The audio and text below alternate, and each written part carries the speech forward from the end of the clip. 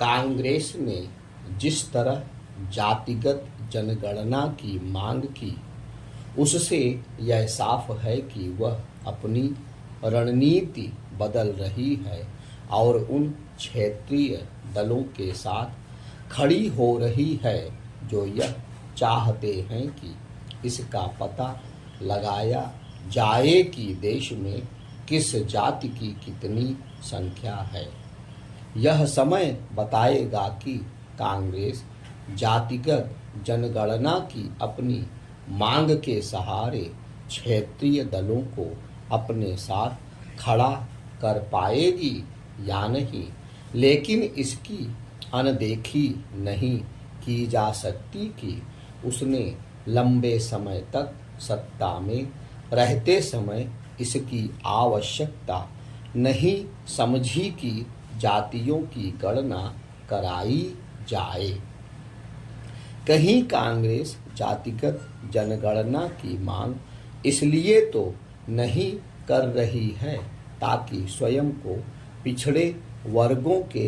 हितैषी के रूप में पेश कर सके और उस आरोप से पीछा छुड़ा सके कि राहुल गांधी ने मोदी उपनाम को लेकर जो बयान दिया था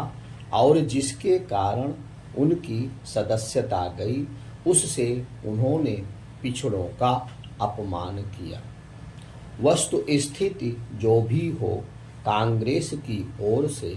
जातिगत जनगणना की मांग इसलिए हैरानी का विषय है कि एक समय उसके नेता जाति विहीन समाज बनाने की बातें किया करते थे। क्या यह विचित्र नहीं कि वही अब जातीय भावना को उभारने का काम कर रहे हैं।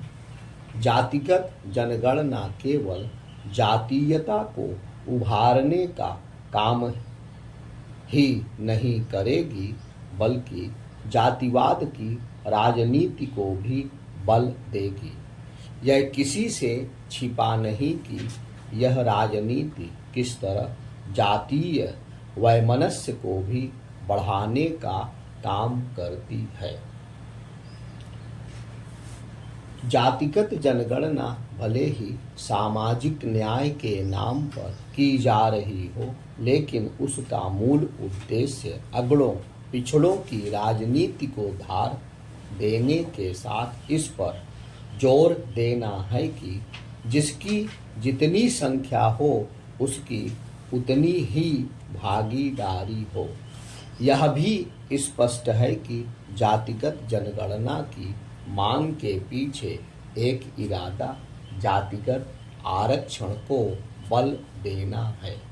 यह एक विडंबना ही है कि जब इसका अध्ययन और आकलन किया जाना चाहिए कि आरक्षण की व्यवस्था ने गरीब और पिछड़े वर्गों का कितना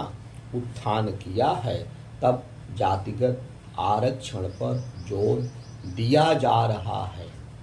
इससे इनकार नहीं कि देश में अभी भी ऐसे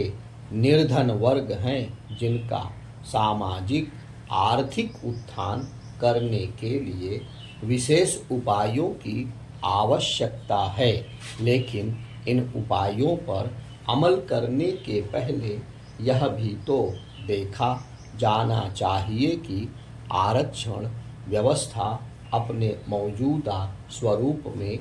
कितनी कारगर है और उन उद्देश्यों को पूरा कर पाई है या नहीं जिनके तहत इस व्यवस्था को अमल में लाया गया था।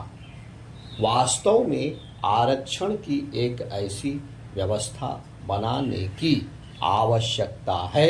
जिससे यह सुनिश्चित हो सके कि पात्र लोग ही यानी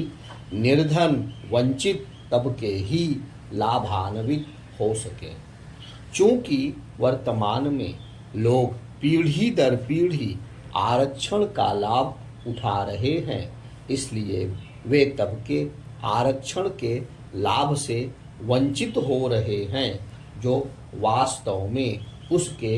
हकदार हैं।